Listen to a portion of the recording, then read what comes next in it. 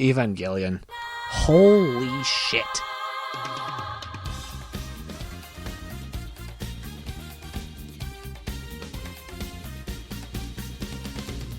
There has never been a series so definitive, so debated, so utterly known as this one, and quite frankly, I'm still not entirely sure what it's about.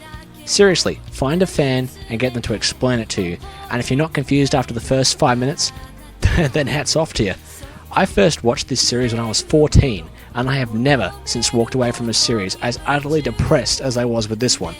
Say what you will about it though, it's generally agreed by the majority to be a necessity among the anime viewing experience. Now, why am I telling you all this? Because I was going to do a huge Evangelion retrospective in order to have kind of a backstory to the games I'm reviewing. But after looking into it and considering it from a rational point of view, it's really beyond my capacity to do that in 10 videos, let alone one. The meaning people take away from this series is totally subjective. Even Anno himself, the creator of this series, is sort of wishy-washy on all the specifics of every image and its meaning. So to go through all of it is ludicrous. If you're an anime fan, you most likely have already seen this series and know what's going on, and if you haven't, why are you wasting your time watching this video? Go watch it now. Really though, there is only one element you need to know when I'm explaining these things, which explains why there are so many games and so many manga and spin-offs and the insane amount of reproduction and re-release and rescheduling, aside from the fact that they sell like crazy. All you need to know generally is this. During one of the final episodes, it is alluded to that the choices we make in life can totally change the outcome of it. It's up to us how we make our destinies. Essentially, this gives leeway to infinite alternate realities in terms of the situations the characters can be put through, and an example of this is shown in that very episode, turning the series into a flat-out romantic comedy series, rather than the wallowing, bloodshed Christian orgy of sexuality and binge drinking that it was.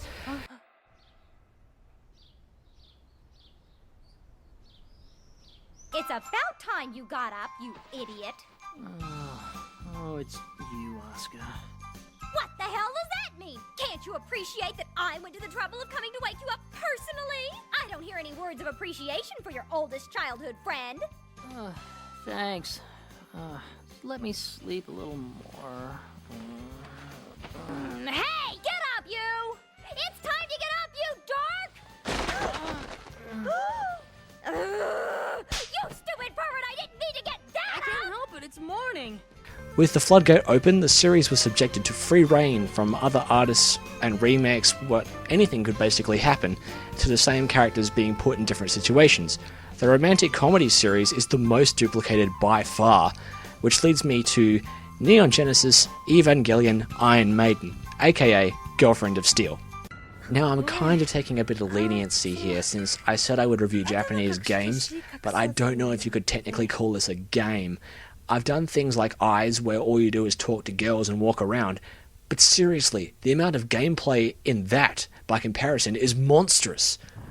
I'm still going to look at this though, but going into it I had no idea just how little I would have to do. Based in one of these alternate realities of Evangelion, or it could technically be placed in the regular series if you want to take a whole Dragon Ball movie mentality with it, the game follows the introduction of a new female character, Mana Kirishima. As she's transferred into school via a convenient plot turn, she immediately starts hitting on Shinji in all of his masculine... no, I'm sorry. I have no clue why she's hitting on him. Eventually the two go on a date, all of which draws the jealous glares of Asuka, the long-time speculated main squeeze of Shinji. Eventually it all is revealed that Mana is actually one of 3 pilots to a competing lane of giant robots called the Trident, and after it goes berserk, the Evangelion units have to destroy it, resulting in an apparent death of Mana.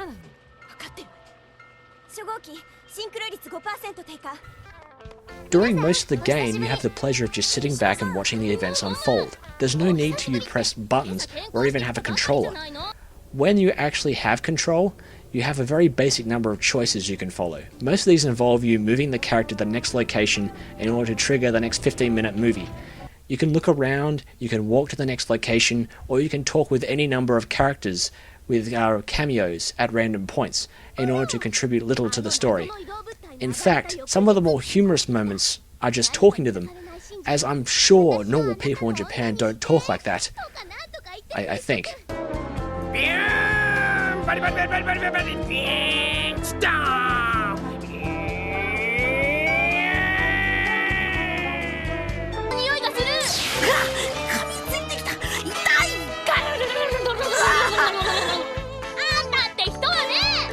You are sometimes presented with a meaningless choice, and when I say meaningless, I mean as in it contributes nothing towards the ending you're after.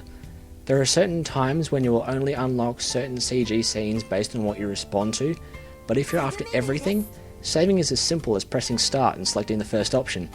You can save any time at all, but even if you're just after getting to a scene choice box fast and you have to start from the beginning of the game, pressing L1 skips the current scene playing in its entirety, making the game virtually finishable in about 5 minutes, if you know about where to go in the bits that might slow you down. Occasionally, once the videos stop, you're able to move to another location to trigger another one. Luckily, the game is very linear, and there's only so many places available to you at any time, so you should easily make your way through each section with very little trouble.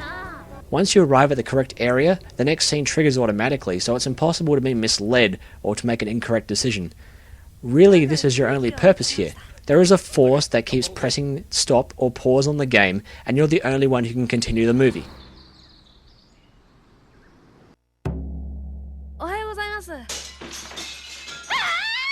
In the original version of the game on PC, there were 3 possible endings, but since we held out 10 years for the PS2 version, we get 4. Made all the waiting worthwhile, didn't it? Or it would have, if it wasn't for the fact that the only determining factor into which ending you get is what text box you chose at the very end of the game. Again, you can save any time, so just saving on the last text box option screen, you can see all the endings in one go. It's the easiest way to see everything. The first ending has Asuka arriving to comfort Shinji as he copes with Mana's death, and the two become more intimate. It ends with the two of them looking onto the future in all their stereotypical splendour of the two of them being together and all the fan fiction and blah blah. And the second one has you finding out Mana didn't die. She turns into a bit of a flirt, but it's eventually decided that she should leave Tokyo 3. After a goodbye to Shinji, she does the old "my heart will go on" to Shinji, and then she leaves. Once more. And then in the third ending, you get the what the hell ending, where they just toss it in with Shinji hanging out with Kanji as they escape the women in their lives. Mana shows up eventually and says goodbye in this ending as well. And finally we have the exclusive ending, which better be worth it. Well, I forked out more money for less fan service wise before. Shinji tries to cope with Mana's death by going out and getting hammered on tea, but ends up passed out drunk in the garbage outside. Eventually Mana shows up, takes him to the dry cleaners, since I guess it was raining and she just wanted an excuse, and the two wind up in a hotel where things get a little reminiscent of the old In-Out and they confess their feelings for one another. Mana transfers to Nerve, Asuka moves on with her life, and the two end up beneath the setting sun. Magical. Now, if only I had any kind of say in this game, I really would have only changed one thing and had it end like this. Alright.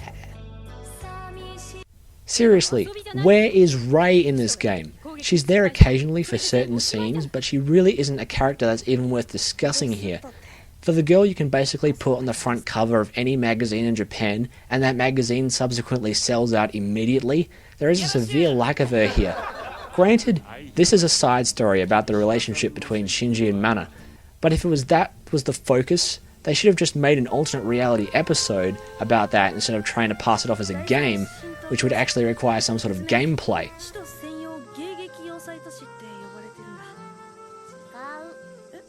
Although I may be being a little hard on something I knew would be very text heavy to begin with, there really is one element that is outstandingly well done. The atmosphere of the series is simply oozing from this game, with the voice actors, music and art style from the series all perfectly emulated and intertwined here to make it one of the best story experiences outside the actual series. It's so well done that when I first saw the screenshots for it some 8 years ago, I was sure there was just some movie out there I couldn't find. The art and music straight from the series is amazing, yet much like the Code Geass game, this art has been available online now for at least a decade, and most likely the only parts of this game you might not have seen if you looked into it previously would be the alternate ending, which was only become more widely available in recent times. You know why you would want this game, for the experience of living through Evangelion again. Yet beyond a few humorous or fanservice based images, there's really nothing here you haven't seen before. It's a fun movie watching experience, but there is only so long till someone can make a movie out of it, and since some of you guys can't understand Japanese anyway, you're better off just looking for the images online. With it being the 10th anniversary edition, however, it does come with an extras disc. Now, I know we wouldn't be done without looking at that a bit. Well, guess what's on it? Go on, have a stab. What do you reckon is on that disc? Hands up who said stalk a video of Spike Spencer. Well, no, it's not on there. What is on there is some production art, some girl cosplaying as Rei, and a voice actor of Mana travelling around Japan on some sort of landmarks thing. では行こう。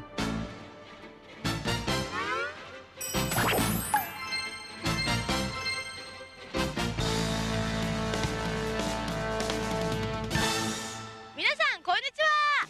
新世紀エヴァンゲリオン鋼鉄のガールフレンド特別編はいかがだったでしょうか。 You know what? I was wrong. Maybe they all do talk that way in Japan.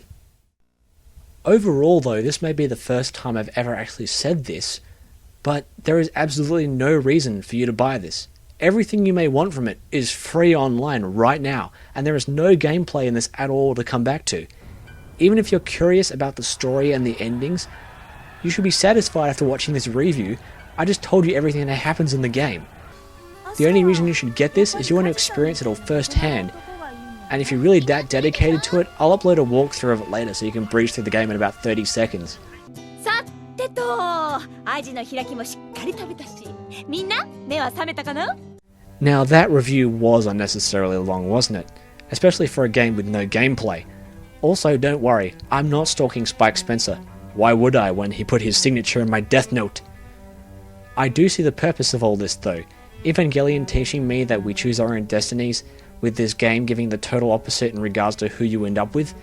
So it's saying I can choose my fate but not my partner. So regardless of what I do in life, I'll end up with the girl I was destined to be with anyway? Well, that's reassuring. At least I have a definitive absolute answer now, and I can stop with all this confusing consistent filler. Alright. The second one.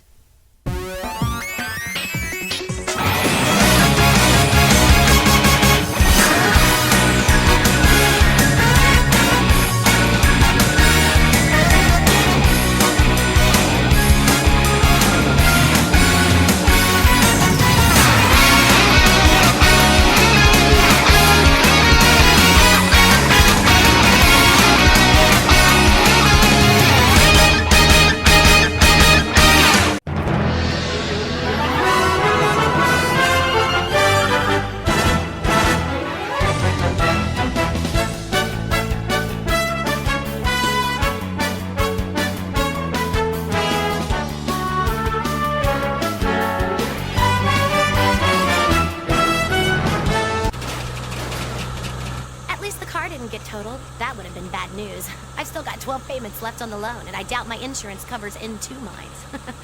Oh, I also requested express lift service, so that should help us make up some time once we get there. But you're being awfully quiet. You okay? What? Oh, yeah. You sure? I figured you'd be asking a million questions by now. No, sorry. It's nothing you have to apologize for. It's just, you know, what was that huge thing back there?